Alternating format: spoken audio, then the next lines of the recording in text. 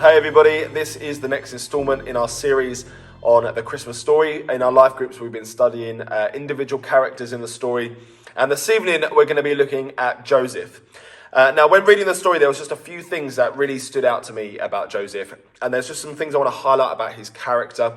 And then afterwards, there's going to be some discussion questions where we can discuss him in our individual groups. And so the first thing that really stood out to me about Joseph was that God uses the most ordinary people to do the most extraordinary things. Now, Joseph was a carpenter, and in those days that was a really honourable profession, but it rarely brought in riches. And so Mary and Joseph were quite poor where they were living.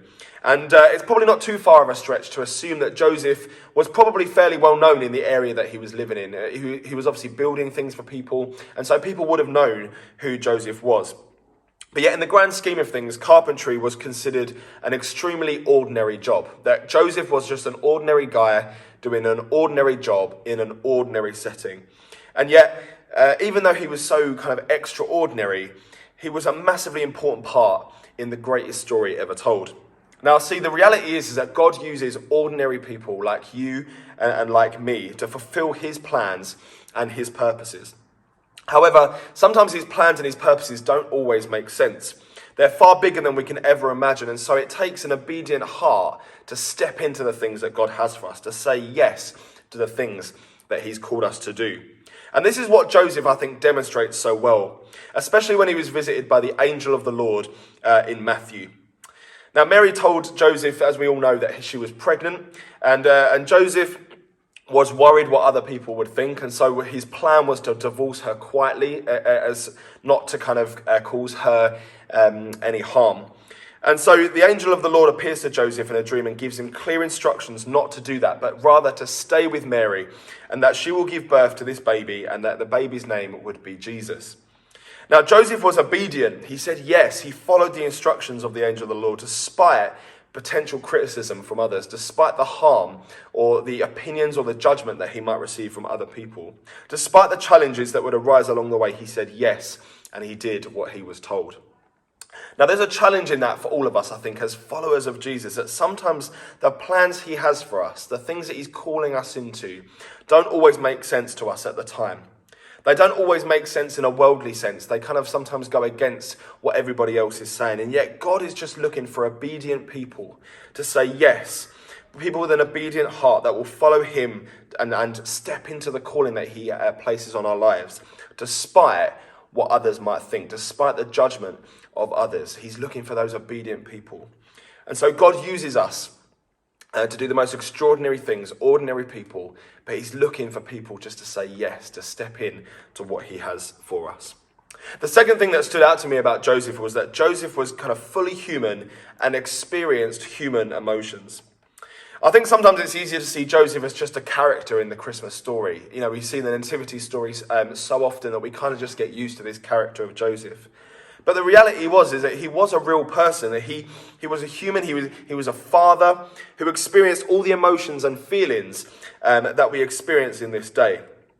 An example of this is that he experienced anxiety. We can read in Luke chapter 2 a story of Mary and Joseph traveling back with Jesus as a young child from the Passover festival. And that Jesus wanders off and gets lost in a large crowd. And Mary and Joseph can't find him. And it actually says that they were searching for him for 3 days. And so Jesus is missing for 3 days as Mary and Joseph search for him. But in the passage, it says that they anxiously search for him.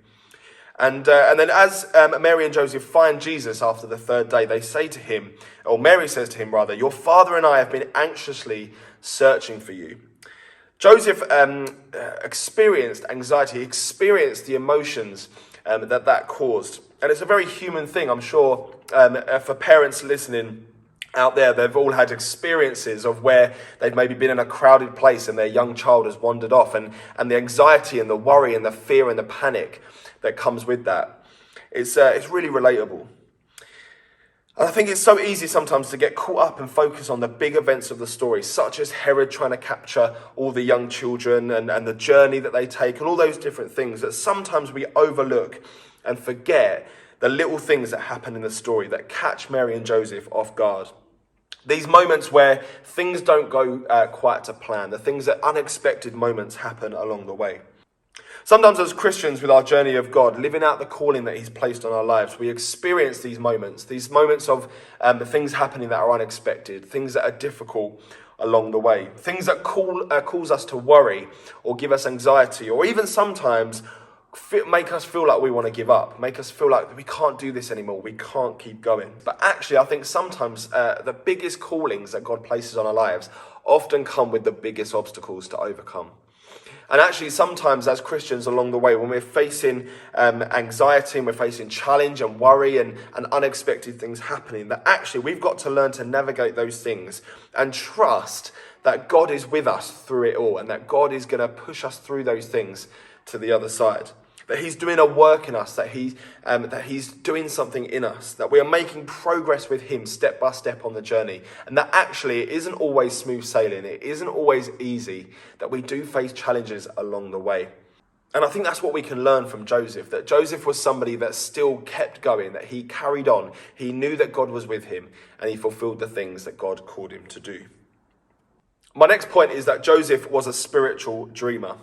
There's lots of examples in the Christmas story of Joseph having dreams and God speaking to Joseph through these different dreams. One of the ones that was just mentioned is where, the angel of the Lord comes to Joseph and tells him to stay with Mary and to call the baby Jesus. But there's another example when Herod orders all of the babies to be killed in the local area. And the angel of the Lord comes to Joseph in a dream and says to Joseph, you need to escape to Egypt with Mary and Jesus and stay there until it's safe to return.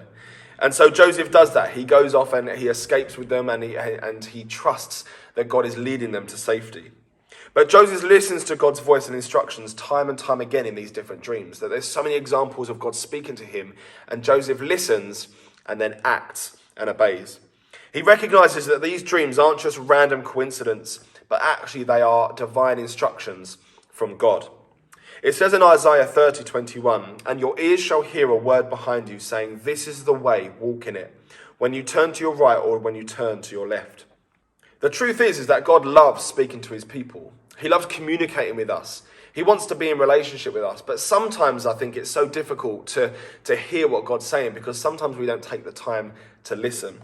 The reality is that there's so many different competing voices in the world trying to vie for our attention that I think sometimes we miss the voice of God in our lives, that sometimes we mistake it for just coincidence or we mistake it for just thoughts in our own mind. But actually sometimes God is trying to speak to us, and yet we are so busy and so surrounded by other things that we ignore or don't listen to the things that he's trying to tell us.